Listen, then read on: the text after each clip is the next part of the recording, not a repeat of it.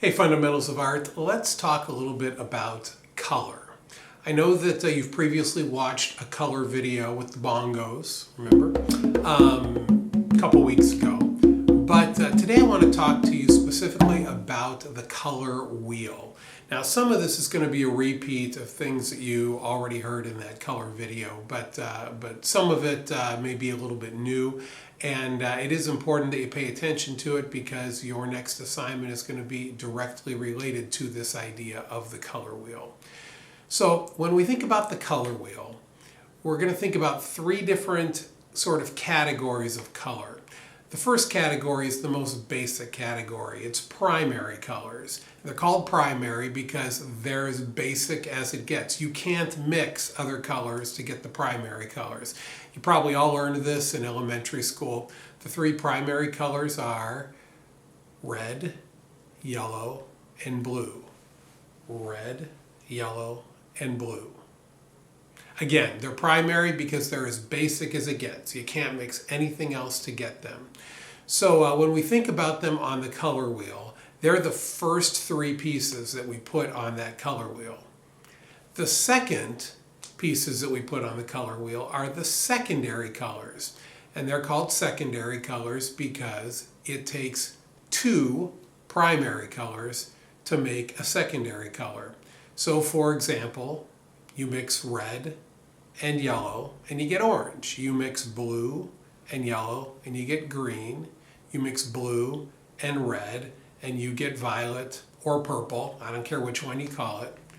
So again, two primary colors get you the secondary colors.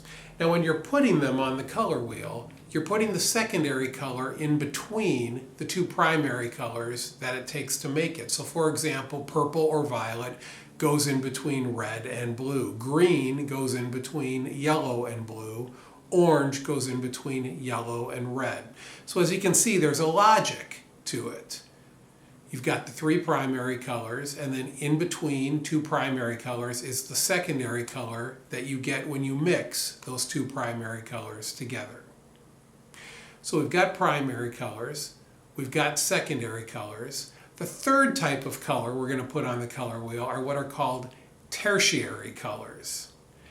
And you get a tertiary color when you mix together one primary color and one secondary color. So for example, if you mix together blue and green, you get blue-green. If you mix together red and orange, you get red-orange.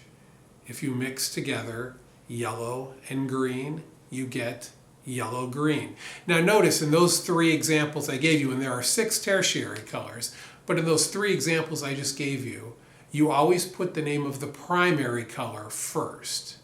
So you don't call it green-blue, you call it blue-green.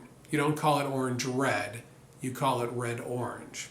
And just like the secondary colors are placed in between the two primary colors that make them, the tertiary colors are placed in between the primary and secondary color that makes it. So for example, blue-green goes in between blue and green.